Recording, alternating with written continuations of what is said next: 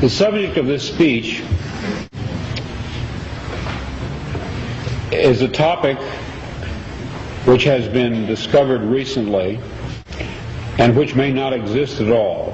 I may be talking about something that does not exist. Therefore, I'm free to say everything or nothing. I, in my stories and novels, often write about counterfeit worlds, semi-real worlds, as well as deranged private worlds, inhabited often by just one person, while meantime the other characters either remain in their own worlds throughout or are somehow drawn into one of the peculiar ones. This theme occurs in the corpus of my 27 years of writing. At no time did I have a theoretical or conscious explanation for my preoccupation with these pluriform pseudo-worlds, but now I think I understand. What I was sensing was the manifold of partially actualized realities lying tangent to what evidently is the most actualized one, the one which the majority of us, by consensus gentium, agree on. Later that day, back home again, but still deeply under the influence of the sodium pentothal, I had a short, acute flash of recovered memory. Then, in mid-March,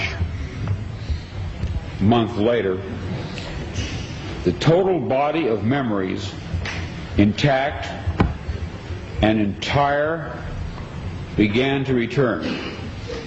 You are free to believe me or to disbelieve, but please take my word on it that I am not joking. This is very serious, a matter of importance.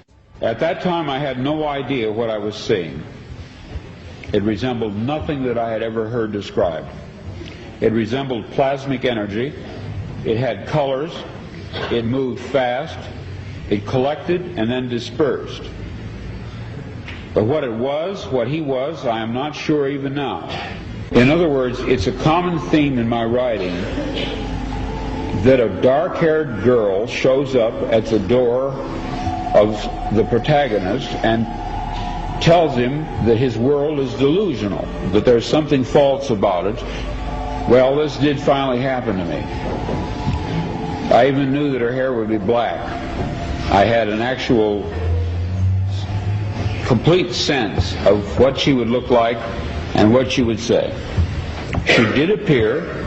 She was a total stranger, and she did inform me of this fact, that some of my fictional works were in a literal sense true. I wrote out these dreams in novel after novel, story after story.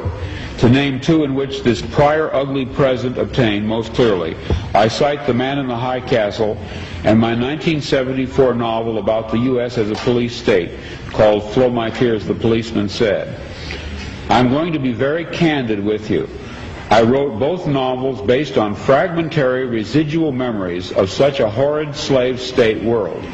People claim to remember past lives. I claim to remember a different, very different present life. I know of no one who has ever made this claim before, but I rather suspect that my experience is not unique. What perhaps is unique is the fact that I'm willing to talk about it.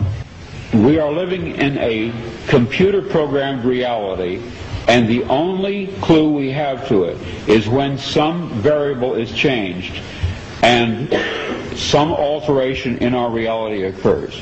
We would have the overwhelming impression that we were reliving the present, déjà vu, perhaps in precisely the same way, hearing the same words, saying the same words.